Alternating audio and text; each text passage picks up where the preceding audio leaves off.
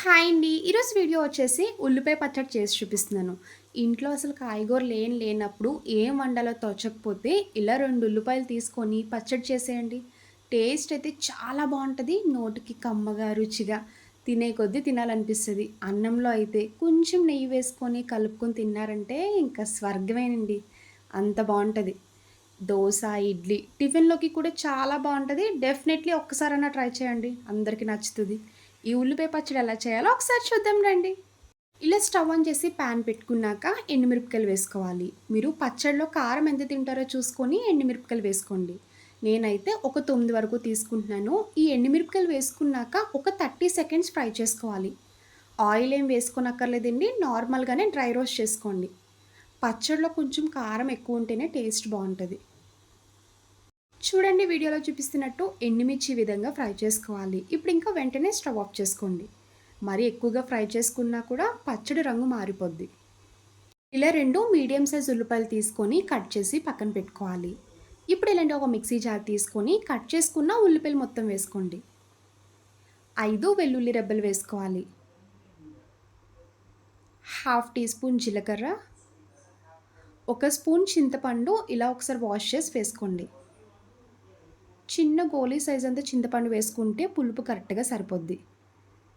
Fry చేసుకున్న ఎండుమిరపకాయలు కూడా వేసుకొని మూత పెట్టి మెత్తగా మిక్సీ చేసుకోవాలి. ఇందులో వాటర్ లాంటివి అస్సలు యాడ్ చేయకూడదండి. నార్మల్‌గానే మిక్సీ చేసుకోండి. ఇప్పుడు పచ్చడిలో తాలింపు వేసుకోవడానికి స్టవ్ ఆన్ చేసి ఇలా పాన్ పెట్టుకున్నాక ఒక స్పూన్ ఆయిల్ వేసుకోండి. ఆయిల్ హీట్ అయ్యాక తాలింపు దినుసులన్నీ వేసుకోవాలి. జీలకర్ర, ఆవాలు, శనగపప్పు, మినపప్పు, కొంచెం కరివేపాకు వేసుకొని ఫ్రై చేసుకోవాలి. ఇలా 2 ఎండుమిరపకాయలు తుంచి వేసుకోండి. ఎప్పుడైనా జ్వరం వచ్చినప్పుడు నోటికి పెద్దగా ఏం తినాలనిపించకపోతే ఇలా ఉల్లిపాయ పచ్చడి చేసుకోండి. వేడి వేడి అన్నంలో అయితే ఎక్సలెంట్ ఉంటది. ఈ తాలింపుని ఒకసారి లైట్‌గా ఫ్రై చేసుకోవాలి. ఇలా తాలింపు కంప్లీట్‌గా ఫ్రై చేసుకున్నాక మిక్సీ చేసుకున్న ఉల్లిపాయ పచ్చడి మొత్తం వేసుకోండి. ఇప్పుడు మీ టేస్ట్‌కి తగ్గ సాల్ట్ యాడ్ చేసుకోవాలి. చిటికెడు ఇంగువ వేసుకోండి. ఇప్పుడు మొత్తం కలిసేలాగా బాగా ఫ్రై చేసుకోవాలి. ఈ తాలింపులోనే ఈ పచ్చడి ఉల్లిపాయ స్మెల్ పోయే వరకు బాగా ఫ్రై చేసుకోండి. ఒక 2 నిమిషాలు ఫ్రై చేసుకుంటే సరిపోద్ది.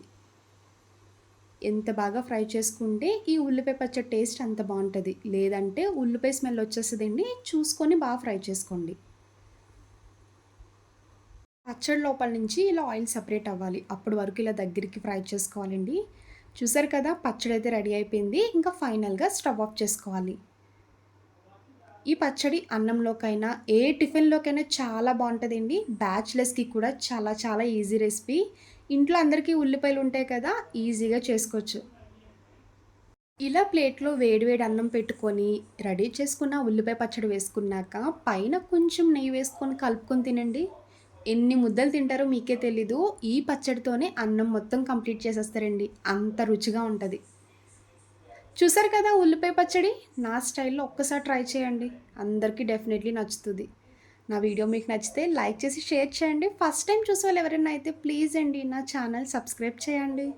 బాయ్ అండి.